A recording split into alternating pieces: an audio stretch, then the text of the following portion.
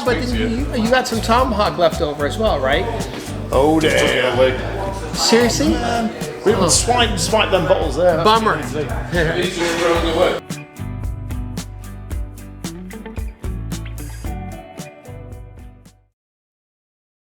Good afternoon again, folks. It is Nick from the Amphora Annals, and we've got Chuck Cramer on the road with Mr. CA Wine podcast, one of my new favourite podcasts, because I've been learning a lot about Californian wine, as you probably gathered from the last couple of tastings, or the last couple of videos, put that way. Great to see you, man. Hey, great to see you. as well. Thanks for having me on. We only see each other once every 6 months, so I had to catch him. He's a bit knackered, so we're going to keep this quick. He's going to keep this quick, so should we keep it kind of punchy, fiery? No, because this man needs a Guinness. I'll tell you that now.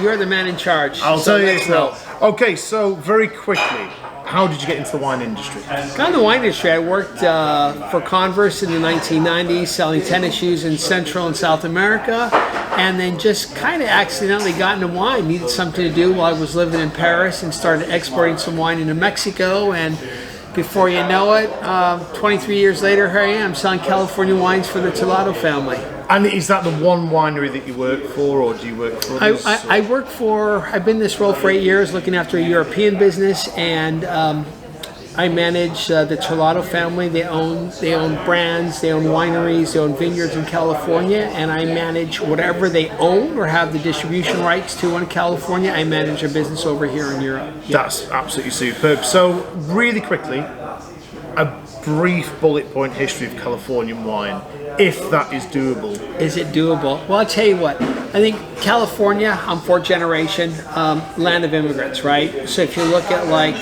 early to mid 1800s, a lot of Norwegians, Italians, Germans coming over, and bringing their culture to California, planting vineyards. Agassiz Horazzi was really the first one to set up Buena Vista. I mean, the oldest winery in California, in Sonoma. Okay, in the mid 1800s, Charles Krug was over. You had Norwegian sailors set up Inglenook back in the mid 1800s. So history's long, not as long as Bordeaux or Burgundy, but it is a land of immigrants, and this is what really got things started. And I would say what really put California Napa on the map was the Judgment of Paris, and then Robert Mondavi, and so that took off really after post, I would say, Prohibition. You're looking like Judgment of Paris, mid 1970s. When all of a sudden it's Judgment of Paris, you have Robert Mondavi come along, really put California on the world wine map. I was reading recently that whilst Prohibition was not good for American wine industry, that there were still people making wine for religious purposes, but there was also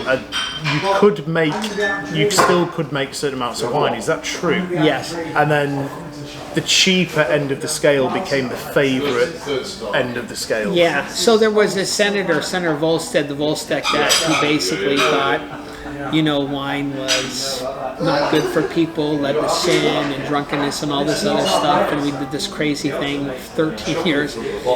Drinking was illegal. Spirits, wine, everything led to this Al Capone and this whole underground speakeasy movement, right? But you're right.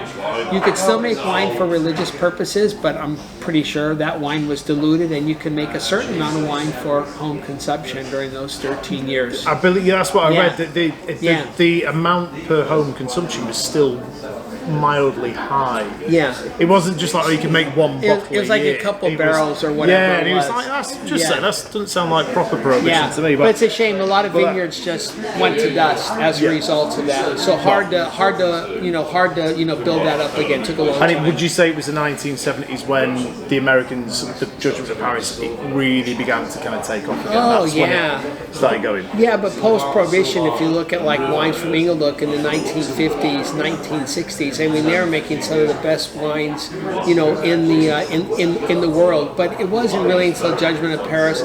It wasn't until really Robert Mondavi.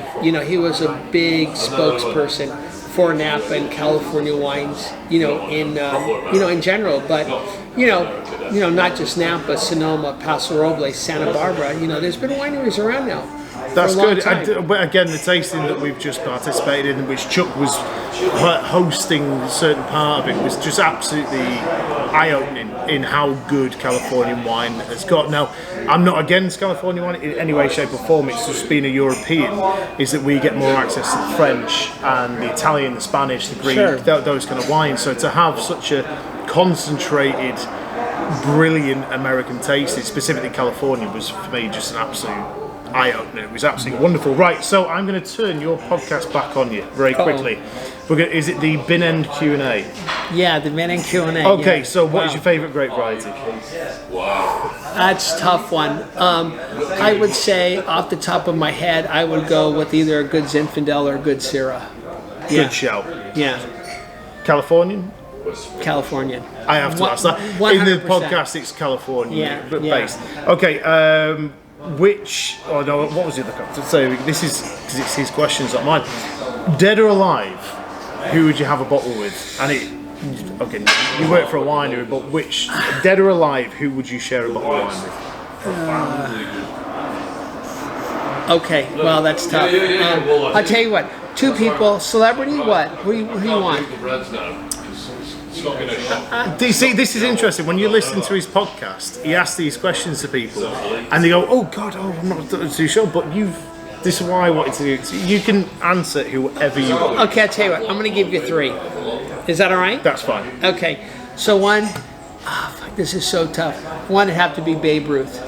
I love, All right, okay. I love baseball. Right, and okay. I want to get drunk with the Babe, hands Right. down. Eat some nice food. Babe Ruth was New York Yankees. Right, okay. Okay, yeah. I'm Boston Red Sox, in case you know Yeah, that. but he started off the Red Sox as a Oh, did pitcher. it? Right, okay. But then they traded him, and Right.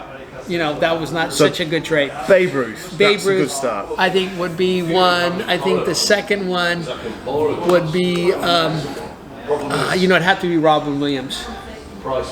Fantastic. I'm not sure you appreciate the alcohol.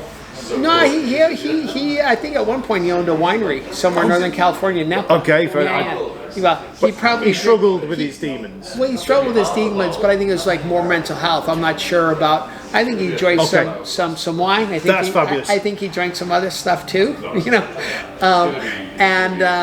And then probably my sister. She's no longer around, but nice bottle of wine for my sister. That'd be great. Absolutely fabulous. Yeah. Absolutely fabulous. So I'm going to ask you one more question. Sure. That's it. And this isn't one of your questions. Yeah. Where do you see the California wine industry going in the next, let's say, 10 years?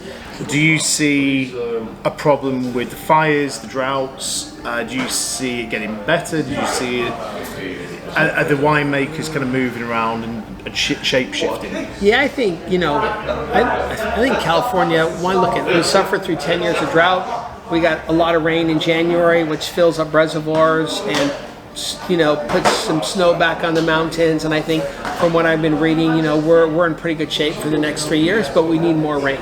Okay, we're gonna have to deal with fires. I think it's just a constant challenge in Northern California, but these winery owners, winemakers are smart. They adapt, they persevere, they make it through. So I think, if you look at, with global warming, for example, canopy management's taken to a different level. The leaves, the foliage to protect the vines, to protect it from the high heat. I think, we're going to be playing with different, grape varieties, say Mediterranean style grape varieties that are either heat or drought resistant, So, going forward, I think, Napa will always find a way to make great caps, but over the next 10 years, there has to be a solution for water. But look at California, after Spain, France, and Italy. California is the fourth largest producer of wine in the world, and we're only a state. We account for 85% of all the wine coming out of the United States. So I think the California industry, while we have its challenges, we will adapt and find different ways to be successful and move forward. So we will constantly be pouring, all these great wines, whether it's Sanford, Chimney Rock, Andrew Murray, Senses, whoever here was at the Helgarten tasting. Absolutely. That's good to hear, because after tasting these wines today, California has got a lot to give and has got put a lot on the table, quite frankly. The wines are amazing. But anyway, I want to thank you Nick, so much for joining. Thank you. He's been a busy man the last couple of days, so to get this has been an honour and a I privilege. appreciate it. I really appreciate it. Great being on the Amphora Annals, Anyway, yeah. thanks for listening, folks, and hopefully we'll see you soon. Ciao, ciao.